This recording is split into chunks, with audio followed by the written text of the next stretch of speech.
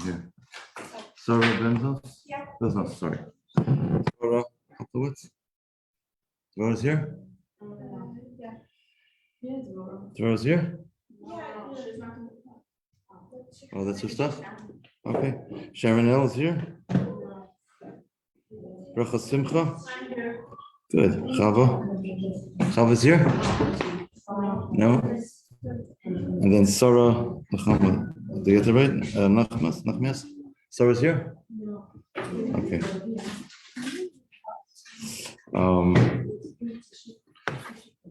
Okay, let's begin.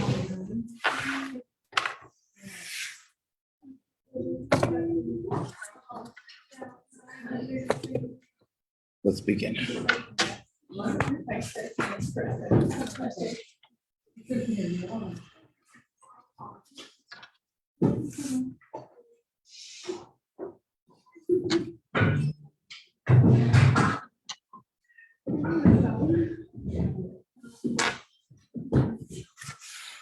We're going to start again from Halacha Yud Aleph. We're on page 82. Mitzvah Shem, today we're going to finish the halachas of Chol of Yisrael. And now we're going to focus on Chema, page 82. Focus on Chema, which is butter. We mentioned last week that butter is unique because butter does not turn into butter unless it's coming from kosher milk. Why is that? It's the way Hashem designed it. Like it has some certain chemical properties. It will not solidify. No. It's interesting. Yeah, there's certain enzymes that are in. It's not kosher. Right. So that's where you get into the discussion. So if a non-Jew milked the cow for the sake of turning to butter, and then according to some opinions, then it's okay because we see it's kosher milk. But then there are other opinions that say, well, maybe the non-Jew had in mind to put in some non-kosher milk into the mix, and we're concerned, etc. So there are different opinions about that. We're stringent, yeah. Although 50, 60 years ago, people were lenient and they had butter that was not Chol Yisrael for this reason. Today's butter is made differently. They add other ingredients into it, like whey powder or whey, and therefore it needs to be Chol Yisrael anyways. But if it's pure straight butter, there are opinions that were lenient about it. And I spoke to older Lubavitcher Hasidim, and they told me that 65 years ago, they all ate it. But milk at that time. Not milk. No, they only had Chol Yisrael milk. But it's the same thing. It comes from. But it's different because when you see it as butter, you know that there's no way that they put in non-kosher milk in it. So you have like a sim, it's like a sign, like a sim and kashrus. I said, I think I told you this last week. I remember when I was a child, this is like probably 46 years ago, 45 years ago, we did have breakstone butter, which was the Chol Yisrael butter, because that's all that was around. And it was straight butter, and that's based on this heter. But then, Baruch Hashem, they had Chol Yisrael butter coming to the market. Everybody was more stringent, but all the Babachers had this back in the day. Okay, Halacha Yud Aleph. Afil b'makom shenogo lesser chemasakum ein chamor kechol vakum. Even those places that were stringent to not have chemasakum butter from a non-Jew, it's not as stringent as chol vakum. It does not make the vessels that we use to cook them in aser k'mer kenim misav b'heter. So too, if they're mixed in with permissible material, but it's nullified in the majority. So what we're seeing from this halacha is that it's treated with more leniency. However, if you look in halacha Yud Beis, it mentions what I just said, that today's butter is not regular butter. There are additives inside the butter, and therefore we have to be stringent. Shema Orvim, Besoich, Chema, Chamor Macherim, Yesh Nachashoish, Shema Erev, Besich Dvar Masurim, Afil, Makum, Shanagalata, Chemasakum, Zrichim Levader, Shema Tarevis Isser. We still have to verify that there's no Tarevis Isser in the butter today because they add other things to it.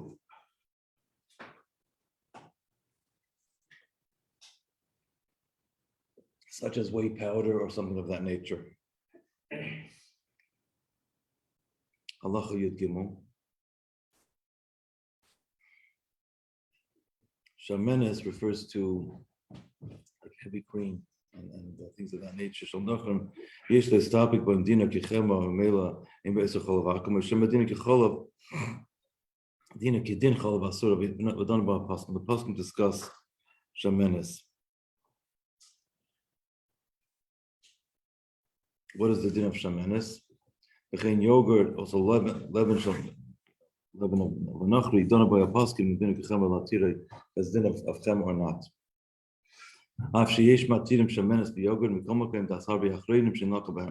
Many Achronim say we should not be lenient with regards to this, and we should treat heavy cream just like you would treat milk. Okay, so just like milk has to be chalav yisrael, so too with heavy cream. Moving this whole question is only whether in a place where people were lenient with regards to butter from a nachri, and they said that butter does not have to be chalav yisrael, because you see it's coming from kosher milk because it's already turned into butter. So based on that heter, so the question becomes, do they also extend that heter to heavy cream itself? But for those that don't hold of the heter with butter, this question doesn't even begin to rise in the first place. This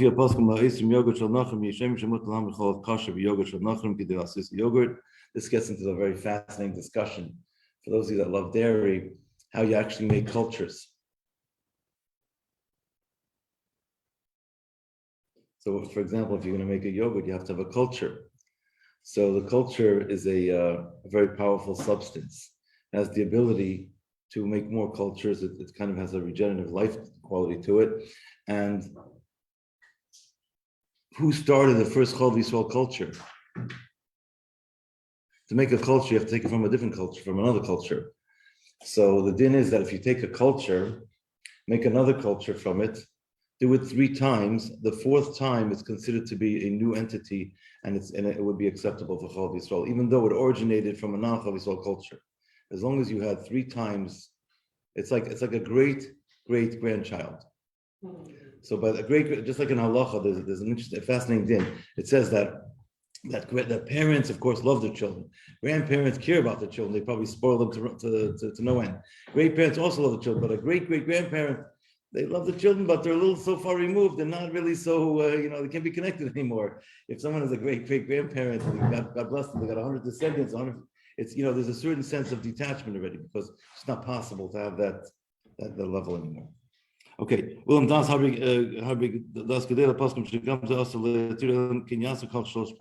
said you have to first do it 3 times to remove it from being connected to the original source.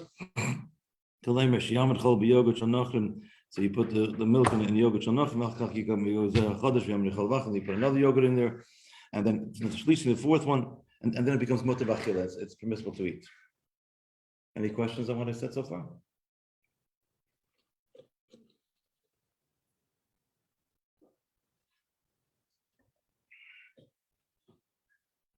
Since we're dealing with a rabbinic prohibition, I'd like to explain that when it comes to rabbinic prohibitions, we have a klal in Torah,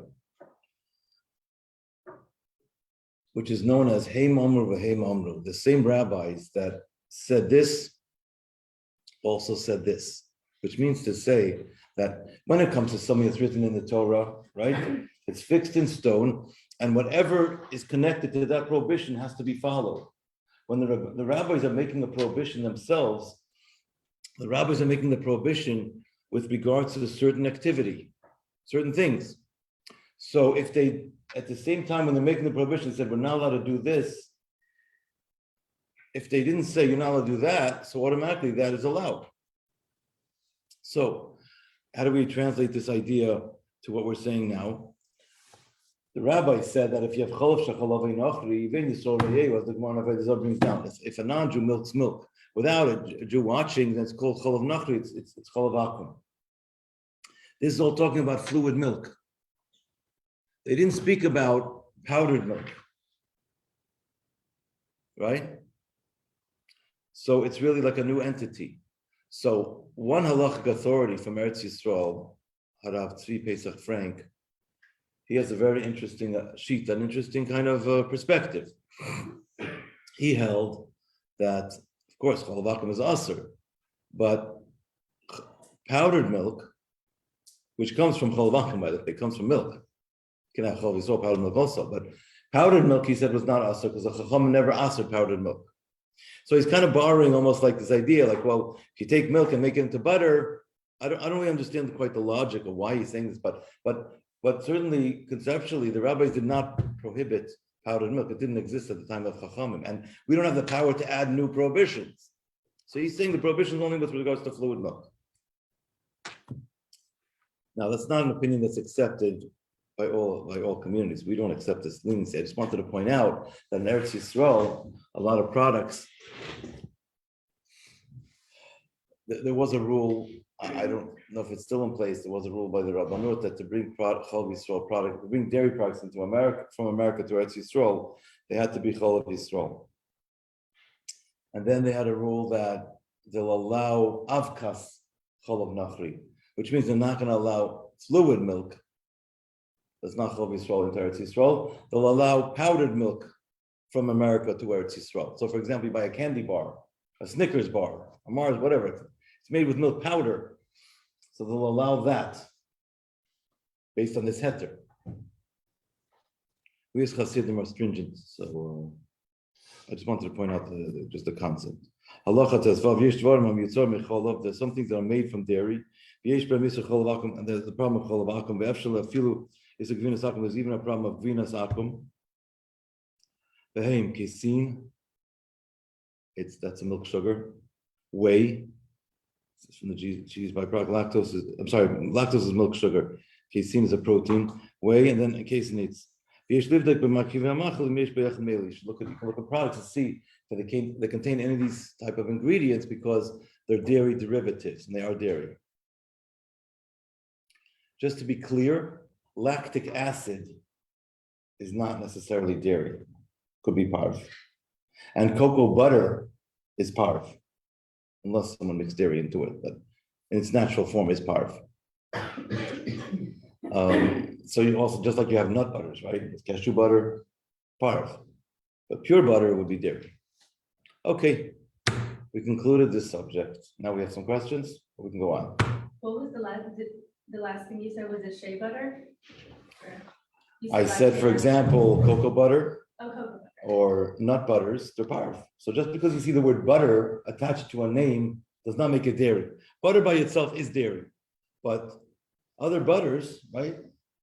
Nut butters, cashew butter, almond butter, cocoa butter, and all that is not. Those are parv products. Okay. Should we move on? Now we turn the page to page Pei.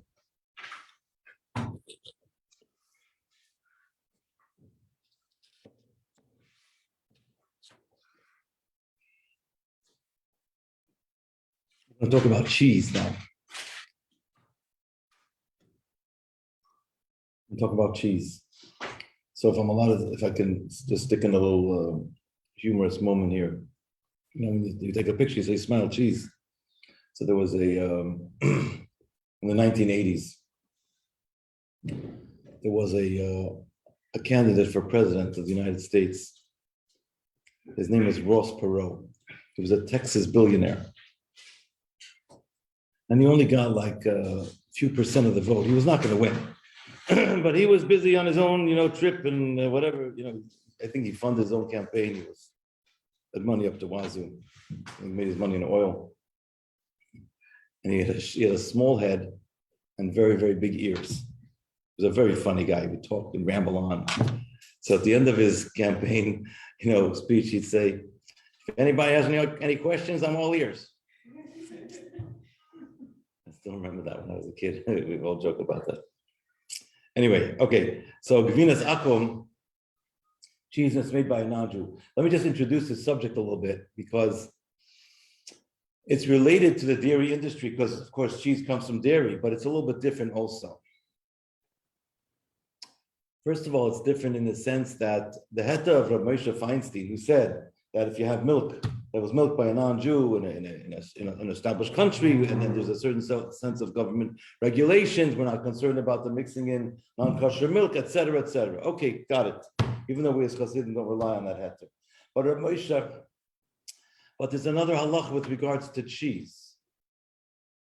With regards to hard cheese that could not turn hard, that could not cure it on its own, as opposed to soft cheeses. Let's say, for example, ricotta cheese is a soft cheese. They'll turn to ricotta cheese on its own. They add vinegar just to expedite the process. But a hard cheese, let's say a mozzarella cheese. So that cheese would not turn into mozzarella on its own. There's a halacha that a Jew must put in the rennet, or must at least own the rennet, and must at least watch them put in the rennet. So what I want to just impress upon all of you is that there is a set of halachos that are unique to cheese, to hard cheese making, that in order for the cheese to be kosher, a Jew must be involved. We don't say that, it's coming from kosher milk, therefore it's fine. No, with regards to cheese, there's a concern. Maybe they're going to take rennet from a non-kosher animal, the stomach of a non-kosher animal, and use that as the rennet. That will make the entire cheese not kosher. Now I'm going to ask you a question. A cheese vat, just if I can tickle your imagination, the cheese vats are huge. They could be larger than this room.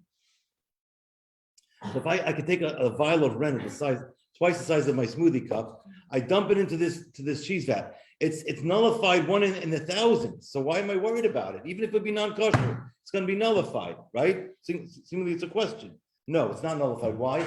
Because the laws of nullification, even though we generally say things are nullified 1 in 60, they only apply to something that's no longer visible, no longer discernible, not detectable.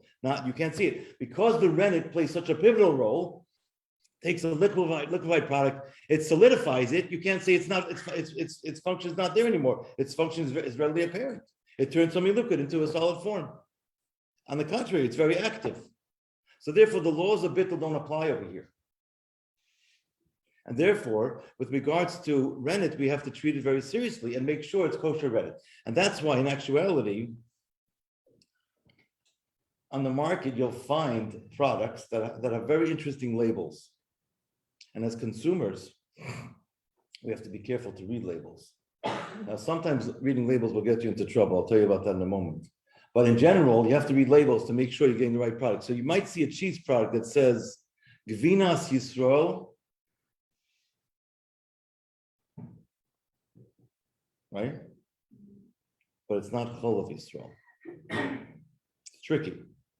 The cheese is Gvinas Yisrael, meaning to say they took non-Cholav Yisrael milk, and then after they had the milk, which was not supervised by a mashgiach, then they had a mashgiach watch them put it in the rennet, or put it in the rennet himself, and make sure it's kosher rennet to make kosher cheese. So you have Gvinas Yisrael, but it's not Cholav Yisrael. So if you want to have Cholav Yisrael cheese, it has to say Cholav Gvinas Yisrael Nasa Me Cholav Yisrael. Two-step process. The Gvinas Yisrael is a must. Everyone holds that there's no heter of Rav Moshe against Gvinas Yisrael. But for us that we're makbar on Cholav Yisrael, it has to say Gvinas Yisrael Nasa Me Cholav Yisrael. Now all the Hamisha brands, whether it's Mahadrin or J&J, they're only going to do Cholav Yisrael. And the non-Cholav Yisrael brands have a separate brand, so it shouldn't be confusing. Like Ha'olam makes Cholav Yisrael cheese, their non-Cholav Yisrael brand is called Migdal. They make separate brands for that reason. But I just want to point out to you, just because you see the words Gvinas Yisrael on the product does not mean you're allowed to have it. We cannot have it. Now, I'll tell you a story about how labels can get you into trouble. It's mostly about me getting into trouble, but I was in a Chabad house, my brother's Chabad house, and I was there Sukkot time. And so everybody knows that Rabbi Hanoka's brothers, there is the kosher rabbi, whatever. So there was this really, really sincere member of the Chabad house, a woman. She sponsored Kiddush. She's a traditional woman, but she was careful to buy only products that are acceptable for the shul, and she checked with her. And I'm sitting there in the sukkah, waiting for everyone to come in to make Kiddush. I'm just bored. So I'm looking at products. I'm looking at the pickle label. I'm looking at the olives. I'm just looking at stuff. Little did I realize that the woman who sponsored Kiddush, she came into the sukkah and she thought I'm checking all the products to make sure they're kosher. I was just looking at the labels because I'm curious to see what kind of ingredients go into products. I could tell if there's food coloring or not, that kind of stuff. And she got a little bit insulted, so I had to apologize to her. I didn't mean anything bad, but unfortunately, it just worked out that way. So I have to be careful when I read labels in public. Anyway, okay, let's read inside. Halacha Aleph. Vinas akum, milk. The cheese that's made by a non-Jew. Asarim chafpen zechrein levach. The rabbi is prohibited. Asher kvar nizbor shechol behemet tmei in imid. Even though we already said that milk from a non-kosher animal cannot curd, right? We said that earlier. So you cannot make butter from a non-kosher animal. And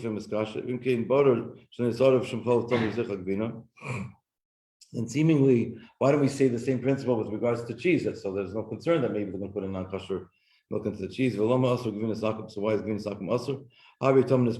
Many reasons are given in the Gemara. According to most Rishonim, the main reason is because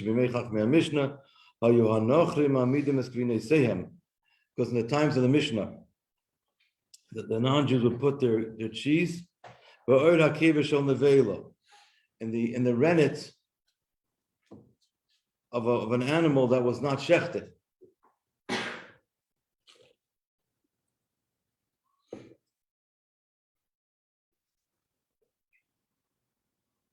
They would use that rennet into the cheese. They would use that because that's where they have the enzyme properties. Today, most enzymes are made synthetically. That's what makes the cheese solidify, coagulate, and turn into cheese. The cave of Shalbem is nachrim in nevela, and the cave of a nachri is a nevela. Shchitas nevela because the shchitas nevela. Even if the non-Jew is going to put a permissible material into their cheese, the cheese becomes asur. Because the rabbis already made a gzeira on all the cheeses. I have concern maybe they're going to make it out of an arkevas nevela. That's the concern. And that's why to make kosher cheese, you have to have a mashgiach present. So you have a lot of cheese on the market, especially on the industrial market, that's not chol v'yisrael cheese, but there's mashgichim tamidim living in these factories. Because when they make cheese, they make them 24 hours a day, 7 days a week. There's a famous machlokes we're going to learn in a moment. It's not really, I don't know if you want, there's different opinions, I would say, between the Shach and the Ramah. The Shach holds, one of the commentators in the Shulchan Aruch says that to make the cheese kosher, the Jew has to actually put in the rennet into the milk. According to the Ramah, it's enough if the Jew sees them put in the kosher rennet. Now, they also have the Jew buy the rennet because it should be owned by a Jew. It's also part of the calculation. Why am I telling this to you girls? Because, think about it. On Shabbos or Yontif, is it permissible for a Jew to put rennet into milk, to turn into cheese? Yes or no? No, why not? It's building. You're correct, but it's called building. It's baina. Because why is it building? Because you're taking liquid and building it, making it into solid. It's almost like mixing concrete, but it's edible. But you're basically making something solid now. So if it's a form of building, in halacha, it's called building. And that's not allowed for a Jew to do on Shabbos. So if it's a non-Jewish owned company and they're doing it for their own sake, a Jew can watch them do it and it can still be kosher, but a Jew cannot do it themselves. So there's a whole set of interesting and intricate halachas associated with a situation where mashgiach lives in a factory on premises. They have a trailer usually outside, somewhere in middle America, like Iowa, it's a place where no one's going to bother you. And mashgichim have shifts, and they they do this. Any questions about that?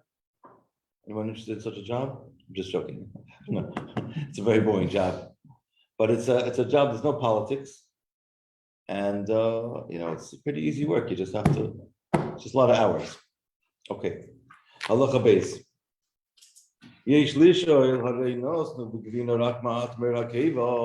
to the point I mentioned earlier. We can ask a question. You only put a little bit of material into this mix of milk, but it's nullified in the minority. It's a small amount. I'm putting in, let's say, 12 ounces into a vat of cheese that's got thousands of gallons, it's nullified in the thousands. What am I so worried about? Yeah. The answer is despite that, or the rennet is what turns the milk into cheese. The key words. And halacha, it's called a davar hamayim. It's something that makes it stand. It turns it into solid. Its effect is everlasting. It's lingering, and therefore you cannot use and apply the principles of bittul in this case. We have a call on halacha. Davar hamayim is not bottle, but on the Rambam, but on many places. So we can ask another question. Why are the rabbis only concerned about Orkevas Nevela, the rennet from a non-kosher or an animal that wasn't slaughtered?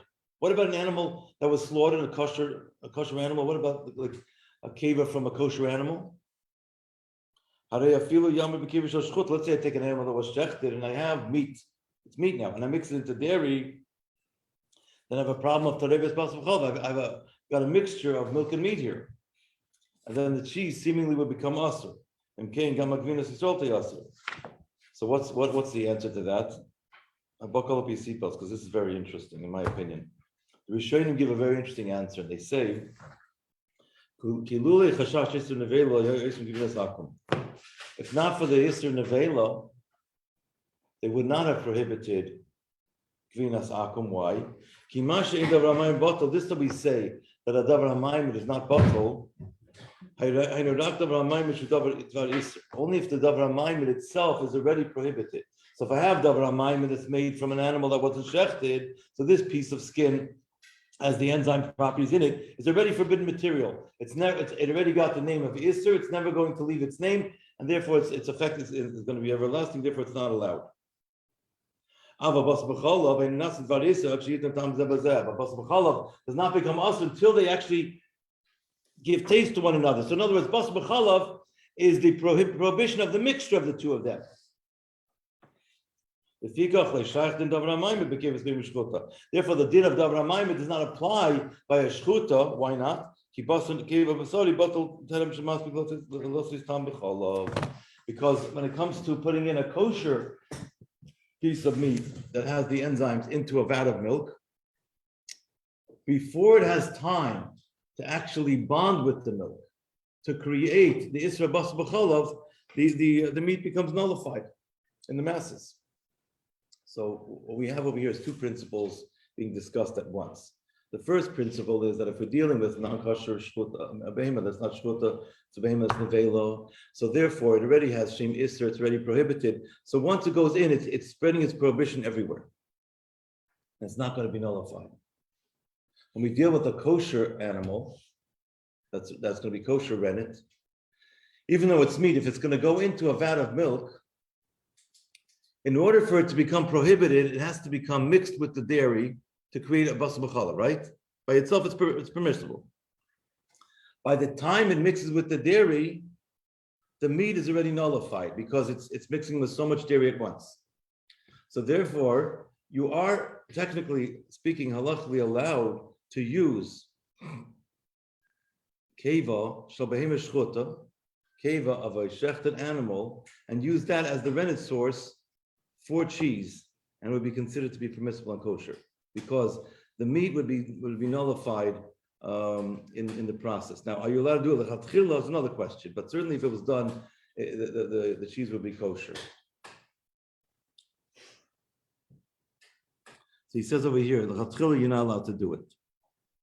But on the other hand, if the keva, if the rennet would have been dried up, if it's this nisyabesh ka'etz, if it's dried up so it became like a tree, so it's no longer considered to be palatable and edible, then you would be allowed to leave in the lechatchila. So just wanted to give you the full background of this whole set of halachas.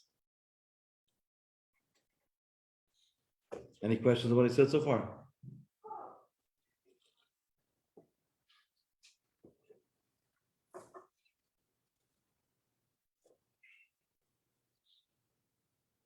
Gimel, Yesh min Rishonim, some of the Rishonim, She'etiru gvinas nachrim. They said gvinas nachrim are allowed. Keeping mekayim meisehem. Loyayu anachrim amidim berkeva. Because in their places, the nachrim, the non-Jews, would not put in the gvina into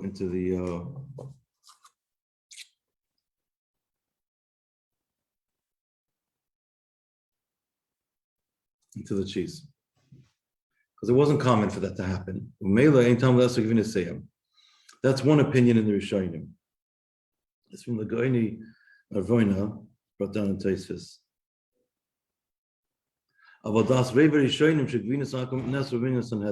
Rishonim don't agree with that. They say that the prohibition of Gvina Sakim was established with the minion of Sanhedrin.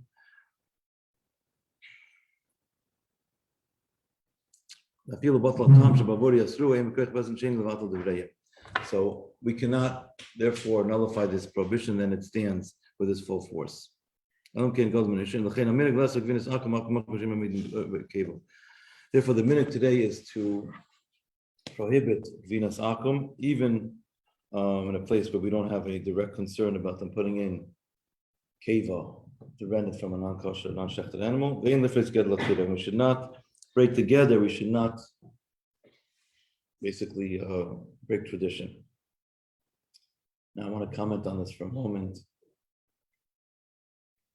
There's at least one or two hechsherim in the world of certification that certify hard cheese that's Gvinas Akum based on this lone opinion that said, well, today it doesn't really apply. There's no concern because they're not really putting in the rennet from a non-kosher animal. We don't follow that opinion, and the halacha and the minhag is to be machmet, to say that all cheese has to be done Gvinas Yisrael. So the hechsherim that are not reliable will certify hard cheese that's Gvinas Akum and say it's kosher.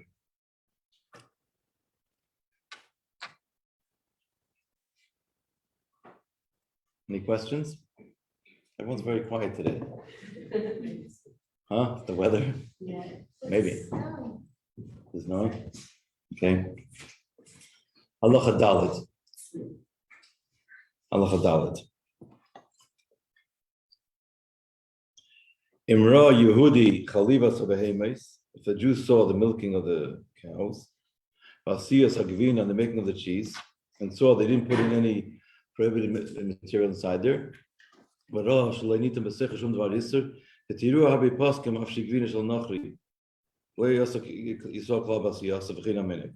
is the Ramah. He says that as long as the Jews saw them put in kosher rennet and make sure the milk was kosher, that's enough to make it kosher cheese. I'm going to mention later in a moment, the Shach says that the Jew actually has to put the rennet inside. And we also said that the Jew does buy the rennet, so that just as an extra form, as a protection.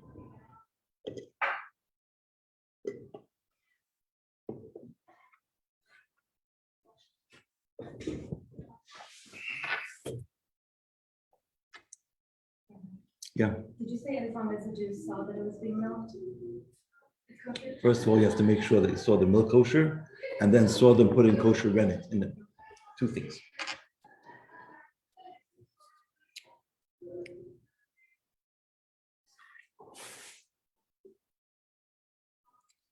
Okay, let's do halacha hey.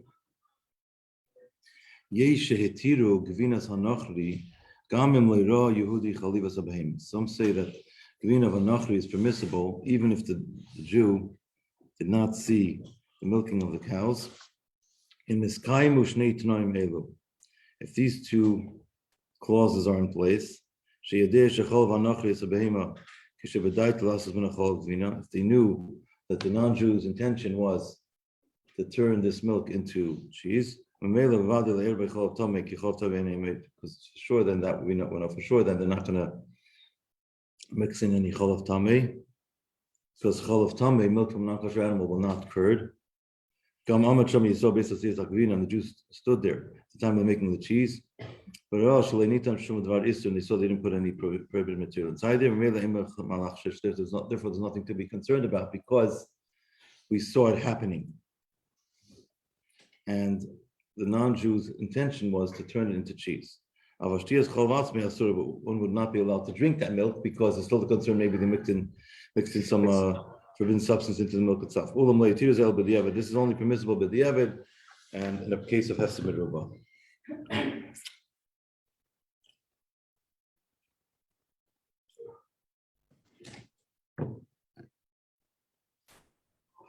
Halacha vav. Divrei hamater chol nachabim b'dinasin. According to Rabbi Moshe Feinstein, who said that milk that's milked in today's country, right?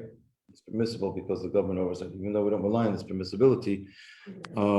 After he says that a Baal Nefesh should be machmer to only drink Chol Yisrael. He says, like the story I told you with regards to the yeshiva, that if the yeshiva should only buy Chol Yisrael, even though it's going to be more expensive, etc.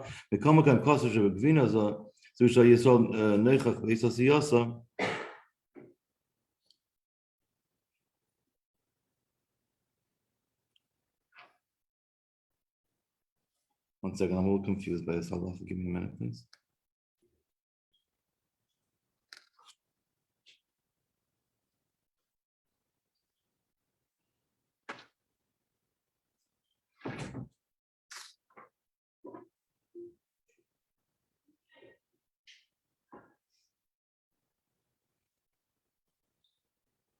Oh, I think what it's saying is that the Moshe said that when it comes to drinking the milk itself, a Baal Nefesh should be machmer.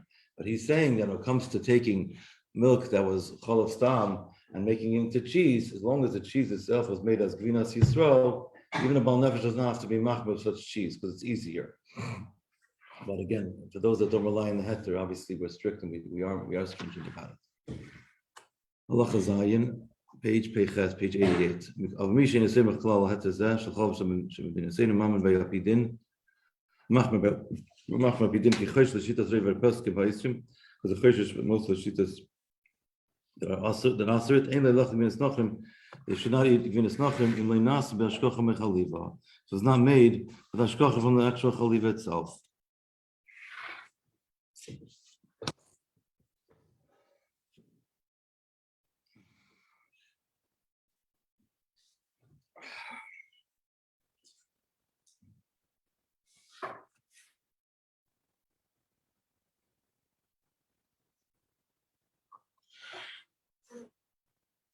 Halacha ches, yesh matir ma'yoyim gvina b'ashkacha me'es hasiyasa afsheinu mishasa chaliva.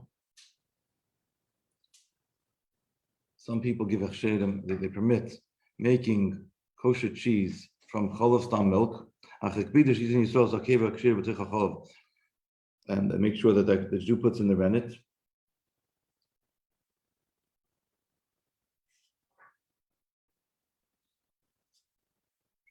And again, those are lenient on that's over Moshe. But what I want to point out is that halachically, it's a little bit easier when it comes to cheese itself with regards to the concern. So if someone's relying on Rav Moshe's heter for non-chol Yisrael, so if they want to be mach with the milk, when it comes to cheese, they have a little bit more of a lenient, more breathing room in a sense, even though the mashgiach has to actually put the rennet in or to watch the rennet go in. When it comes to halacha tes, we're just going to conclude. It speaks about soft cheeses. They're different. Soft cheeses can curd on their own. Let's say, for example, cottage cheese or ricotta cheese, and the like, or cream cheese. Yes, they stop in the gvina raza, gam gvina shmein, and nichle b'isur gvina nachrim. So there's a whole discussion, a question about that. Tzrichim sheyam yisrael b'asiyos, and the Jew has to be there at the time of making them. Maybe a Jew does not have to be there. This is all talking about someone that's makel, that's leans with regards to chema. They should not be leans with this regard. So only if those that are leans with regards to chema can be lenient and say, okay, these cheeses can convert on their own. A Jew does not have to be there. So, just to clarify, all national Hashim, to the best of my knowledge, will certify non-chol Yisrael cheeses that are soft cheeses, for example, ricotta cheese or cream cheese. And they will not have a mashgiach tamidi there because they're relying on that opinion. It says it would curd on its own. A hard cheese, they would have a mashgiach tamidi. Okay, I'm going to stop now. Look at Shabbos. Special weekend. Yeah, I'm going to get into Tvilas Kela Mitzvah next week. Exciting subject. All right. You're